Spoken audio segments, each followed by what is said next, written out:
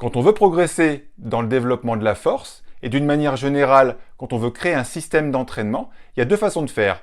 La première, c'est de se dire, tiens, je vais regarder tout ce qui se fait actuellement, et suivant le côté attrayant de tel ou tel effet de mode, je vais l'intégrer ou pas dans ma vision et dans mon système d'entraînement.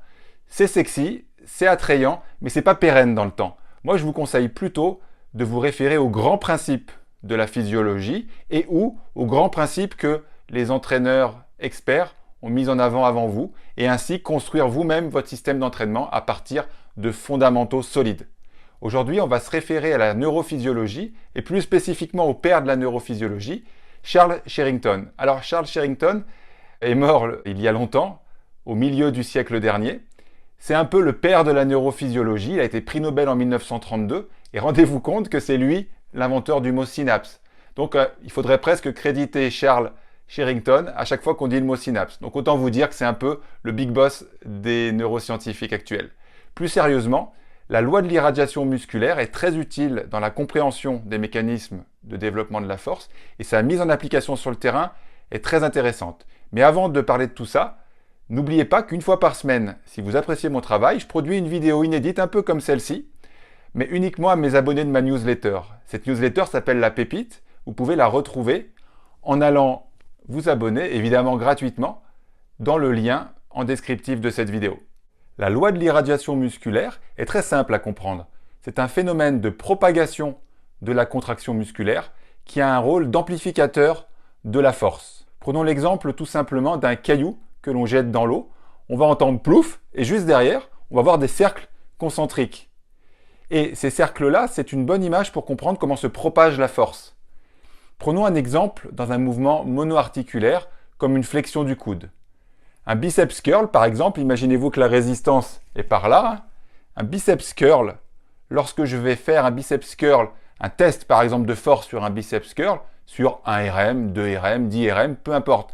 Quand on produit le maximum de force, d'une manière inconsciente, qu'est-ce qui se passe? Eh bien, on se rend compte, si justement on se mettait à conscientiser ce qu'on fait ailleurs que dans les fléchisseurs du coude, on se rend compte que plus on force au niveau des fléchisseurs du coude, plus on contracte les muscles autour de l'articulation sollicitée. Donc on serre très fort la poignée, l'haltère, on contracte en isométrie les muscles de l'épaule, du cou, et pour certains experts dans le développement de la force, on contracte presque tout le corps.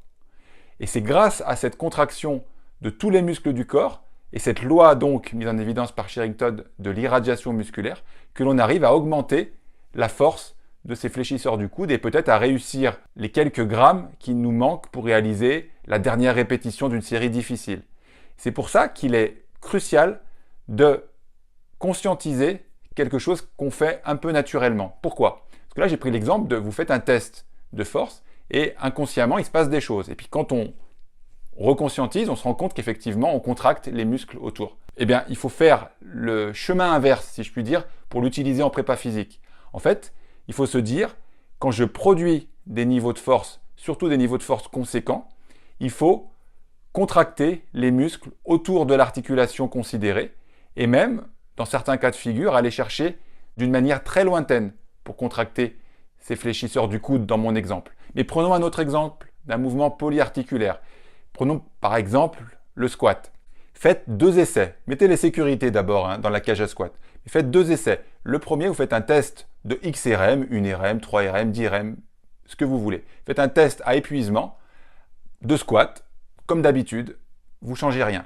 Faites ensuite un autre jour, par exemple, un test du même nombre de RM dans les mêmes conditions, mais en vous forçant à avoir la bouche ouverte du début à la fin. Vous allez déjà être hyper mal à l'aise et en plus, vous allez voir à de très rares exceptions près, et si vous faites partie de ces exceptions, dites-le moi en commentaire, ça m'intéresse de savoir. Mais normalement, il y a très peu de gens qui, lorsqu'ils ouvrent la bouche, ils ont le même niveau de force. Alors, fondamentalement, c'est bizarre, parce que les muscles, ici, n'ont pas grand-chose à voir non plus, sont très lointains par rapport aux extenseurs de hanche, du genou et de la cheville impliqués lors du squat. Mais à cause ou grâce à cette loi de l'irradiation musculaire, en contractant les muscles de la mâchoire, eh bien, qu'est-ce qui va se passer?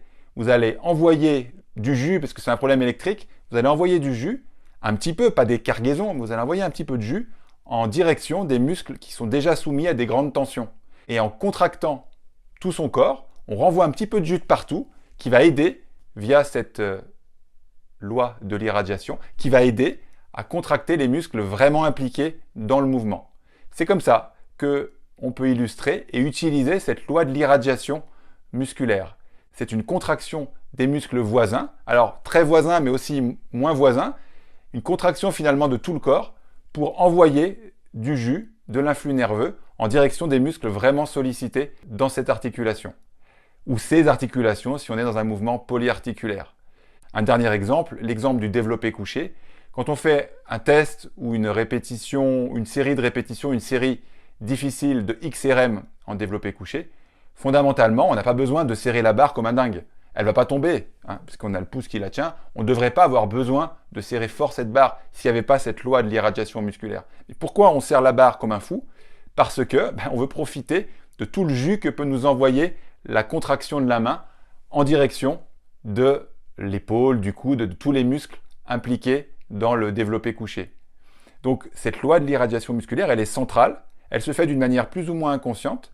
Mais quand on le connaît et quand on l'utilise, on augmente ainsi ses niveaux de force. Et ça, c'est un petit peu l'alpha et l'oméga de notre job.